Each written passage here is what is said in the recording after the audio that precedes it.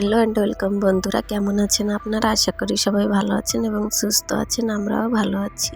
আপনাদের সবাইকে মাধুরার একটি নতুন ব্লগে অনেক অনেক স্বাগত জানাই। আর আজকের ব্লগটি আমি শুরু করলাম সকাল 6টার থেকে। আই হোপ আজকের ব্লগটি আপনাদের কাছে একটু হলেও ভালো লাগবে। সম্পূর্ণ ভিডিওটি দেখার জন্য অনেক অনেক অনুরোধ রইল। তো এখন বাজে হচ্ছে সকাল 6টা আর আমি ঘুম থেকে উঠেছি 5:30টার সময়। উঠে এই যে বাইরে দেখছেন ও সমস্ত কাম আমি সেরে নিয়েছি। আর ওই জামা কাপড়গুলো দেখছেন ওগুলো কাল বিকালে ধুয়ে দিয়েছিলাম। যেহেতু এখন গরমের দিন বিকালেও একটু একটু করে না ধুয়ে দিই, তাহলে সকালে আর বেশি জামা কাপড় কাচতে হয় না, ওই অর্ধেক টাইমটা বেঁচে যায় ওর জন্যতে। চলেন এখানে চলে আসলাম গ্যাসটা পুছতে। আর গ্যাসটা রাতে একবার পুছেছিলাম রান্নার পরে, তাহলেও সকালে একবার পুছে দিই। চলেন এদিকে দেখেন কথা বলতে বলতে গ্যাসটাও পুছে নিয়েছি। আর সকালবেলা দেখবেন কাম করতে একটা আলাদাই এনার্জি থাকে, প্রত্যেকটা কাম একটা এনার্জির সাথেই করে নেওয়া যায়। আর সকালবেলা ঘুম থেকে উঠেই আগের থেকে মাথায় প্ল্যান করে নিই কোন কামটার পরে কোন কামটা করতে হবে, যার কারণে আমার কামটা করতে আর একটু সহজ হয়। ওর জন্য তো প্রত্যেক দিন আগের থেকেই ভেবে রাখি যে কোন কামটা করলে একটার পরে একটা আমার কামগুলো সুন্দর করে আমি গুছিয়ে করতে পারবো। তো চলেন এদিকে অল্প কটা বাসনও ছিল, রাতে যেহেতু রুটি করেছিলাম তো বেশি বাসন ছিল না, ওগুলো নিয়ে আসছি, দেখেন মেজে নিয়ে যাব। আর আমাদের বাড়িতে জানেন মেশিন নেই, সমস্ত কিছু বাথরুমেই ধোয়াধুয়ি করতে হয়। তো চলেন এদিকে দেখেন আমার বাসন কটাও মাজা কমপ্লিট। আর কটা জামা কাপড়ও রয়েছে, এই যে সকালের জামা কাপড় যা রয়েছে আর কাল যে বিকালে ধুয়ে দিয়েছিলাম ওগুলো কালকের জামা কাপড় ছিল। তাও দেখেন সকালবেলাও প্রচুর জামা কাপড় হয়েছে, ওগুলো সব কেচে দিয়েছি আর হাতেই কেচেছি, আজকাল মেশিনে কাচিনি। আমি যখন প্রেগনেন্ট ছিলাম তখনই মেশিনটা এনে দিয়েছি, কিন্তু কোনোদিন মেশিন অত একটা ইউজ করতাম না, ওই খালি যেদিন ব্ল্যাঙ্কেট কাঁথাগুলো কাচতে হবে তখন ইউজ করতাম। তো এখন ওই বাচ্চাটা নিয়ে পারি না, আর বেশি জামা কাপড় থাকলে ভাবি যে ও উঠে পড়বে, কাচতে পারবো কিনা, ওর জন্য মাঝে মধ্যে না মেশিনে দিয়ে দিই। না হলে দেখবেন হাতের যতটুকু কাচতে ভালো জামা কাপড় আর পরিষ্কার হয় ততটুকু মেশিনে কিন্তু হয় না। এখন ওই যে কি করা যাবে বলুন। এদিকে দেখেন স্নান দান সেরে চলে আসলাম, ওই বাসন কটা জল ঝরাতে বাকি ছিল, তো আজকে একটু সময় পাইনি। সকালবেলা ভেবেছি আগে স্নানটা সেরে তারপরে একেবারে যখন রান্না করব তখন জলটা ঝরিয়ে দেবো। তো এখন এসেছে আর ছেলেটাও আমার উঠে পড়েছে, ও বসে ওখানে খাচ্ছে। ওর বাবা কাল মেলার থেকে একটা পপকর্ন এনে দিয়েছিল, ওকে নিয়ে গিয়েছিল, আমি যাইনি, তো ওটা বসে বসে সকালে ঘুম থেকে উঠে খাচ্ছে। তো চলেন এদিকে জলটাও ঝরিয়ে দিলাম, এখন যাব রান্না বান্না করতে, সকালে যা রান্না বান্না রয়েছে ওটা করব। তো চলেন এই যে দেখেন এদিকে আজকে রান্না করছি, রাতের কতগুলো ভাত ছিল, তো ভাবলাম যে ভাত কটা ফ্রাই করে দেবো, ফ্রাইড রাইস করে দেবো। তো এখানে কতগুলো পেঁয়াজ কেটে নিয়েছি, তার ভিতরে দিয়ে দিলাম কটা কাঁচা লঙ্কা আর দুটো ডিম দিয়ে দেবো। অনেকই ভাত রয়েছে, আমাদের 2-3 জনের হয়ে যাবে, তো বাড়িতে তো 2 জন, থেকে গেলে আবার দুপুরেই খেয়ে নেবো। তো এখানে ছেলেটা তাড়ানোর জন্য দেখেন পেঁয়াজটা একটু বেশি পরিমাণে ভাজা হয়ে গিয়েছে, তো এখানে 2টো ডিম দিয়ে দিচ্ছি। আর মাঝে মধ্যে এমন করে যখন আমি ডিমের ফ্রায়েড রাইস করি তখন না এর ভিতরে আমি টমেটোটা দিই না, কেন বলুন তো? টমেটোটা দিলে আমার কাছে কেমন যেন একটু আস্তে আস্তে গন্ধ করে, ওর জন্য তো দিই না। আপনারা চাইলে দিতে পারেন।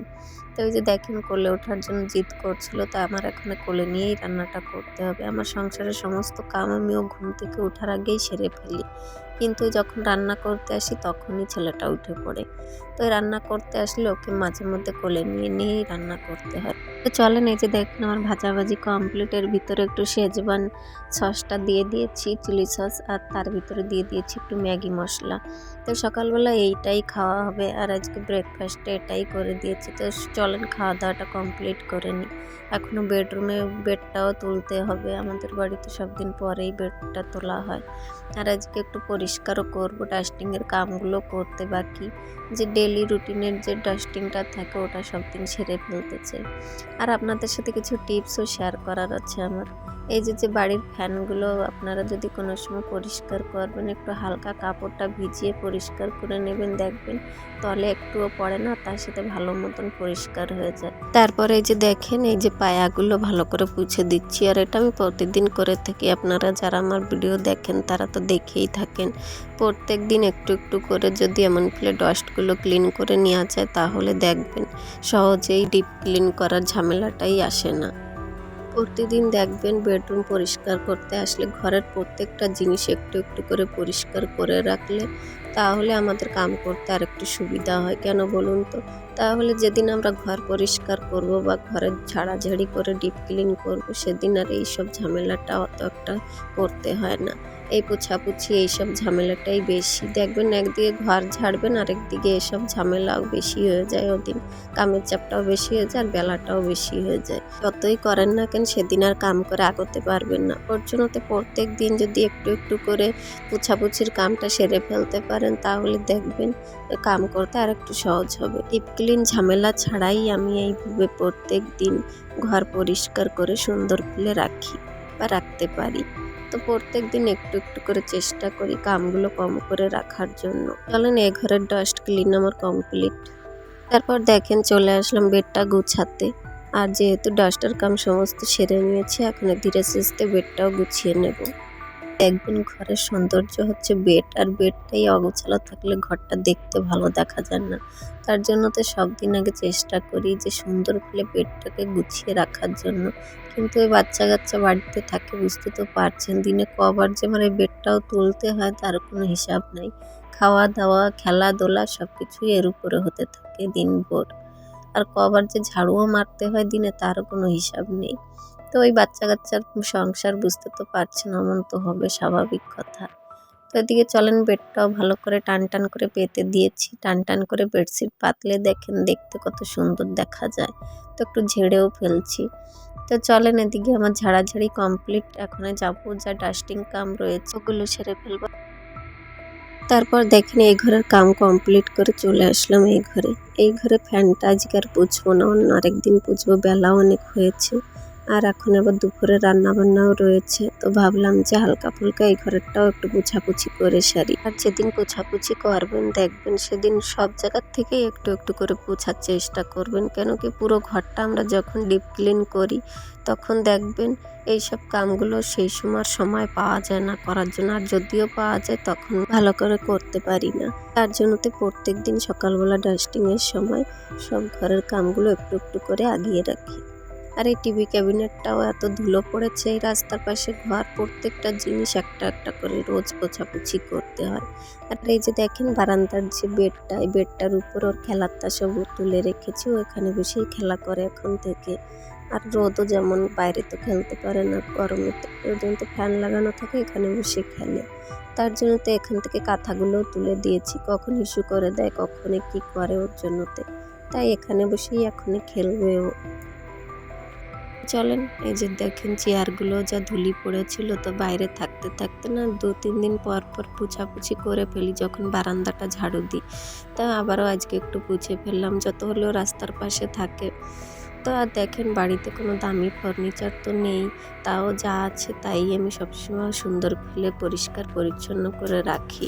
তো বন্ধুরা আমার কাছে কোনো দামি ফার্নিচার নেই, তাও যেটুকু আছে তাই আমার কাছে আমার স্বর্গের মতো। আপনারা তো দেখেছেন আমার ঘরে যা সব ফার্নিচার রয়েছে বা আসবাবপত্র রয়েছে অত একটা দামের কিছুই নেই, তাহলে সব জিনিসগুলোই আমি নিজের হাতে কিনেছি আর সব কিছুই আমি নিজের হাতে আমার যত্নের উপরেই রেখেছি। কি সংসার তৈরি হয় ভালোবাসা দিয়ে, দামি ফার্নিচার বা আসবাবপত্র দিয়ে নয়। কি আমার ঘরের প্রত্যেকটা জিনিস আমার নিজের হাতেই কিনা, ওর জন্য তো ভালোবাসাটাও বেশি। তারপর চলেন সকালবেলা ডাস্টিংয়ের কামটা তো সেরে ফেলেছি, এখন রান্না করতে এসেছি দুপুরের রান্না। আর আজকে যাব মেলা দেখতে, আমাদের এখানে 2-3 দিন হয়েছে মেলা বসেছে কিন্তু যাইনি, তো আজকে যাব, বরকে বলেছি তো গেলে আপনাদেরও সাথে নিয়ে যাবো। এত বড় মেলা হচ্ছে বাড়ির পাশে, আর আমি যাব আপনাদের না নিয়ে গেলে কেমন করে হবে বলুন। তো এখানে চলে আসলাম দুপুরে রান্না বান্না করতে, ভাতটা তো রয়েছে। তো এখানে রান্না করব আজকে দেখেন সজনা আলু দিয়ে ঝোল করব আর সাথে কটা বড়ি দেব, বড়ি সজনা আলু দিয়ে, খালি এটাই রান্না করব আজকে। আর দুপুরবেলা ডিম একটু ভেজে দেবো, যখন বর আসবে তখন আগের থেকে ডিম ভাজলে না কেমন যেন নরম হয়ে পড়ে ওর জন্যতে। তারপর চলে আসলাম, দেখেন সেই সকালবেলা জামা কাপড়গুলো দেখেছেন নাড়া ছিল ওগুলো তুলতে। এখনও যেহেতু গরমের দিন বুঝতে তো পারছেন, এখনও তুলছি, তাহলে বেশি দেরি হয়ে গিয়েছে, আর একটু আগের থেকে তুলতে হতো। ওই তুলবো তুলবো করে ছেলেটাকে আবার ঘুম পড়ালাম, আবার স্নান করিয়ে দিয়েছি ওকে, ওরও রুটিন আছে, ওর দিকেও দেখতে হয়, তো ওকেও সাথে সব কিছু করতে হয়, তো ওকে ওর কামগুলো করে দিয়ে তারপরে চলে আসলাম জামা কাপড়গুলো তুলে দেখেন রান্না করতে। আর এখানে জিরে ফোড়ন দিয়ে দিয়েছি তেলে, আর যে সজনে আলুটা কেটেছিলাম ওটা দিয়ে এখন রান্না করব, আর সাথে কটা বড়ি দিয়ে দেবো। তো বড়িটা আমি আগের থেকে ভেজে রেখেছি। তো এদিকে সজনেগুলো দেখছেন, এগুলো আমার সাইডের বাড়ির থেকে দিয়েছিল, ওদের বাবার বাড়ির থেকে নিয়ে আসছিলো, তো আমাদের কটা দিয়ে দিয়েছে। তো সকালবেলা তো দেখেছেন যা রান্না খাওয়া হয়েছে।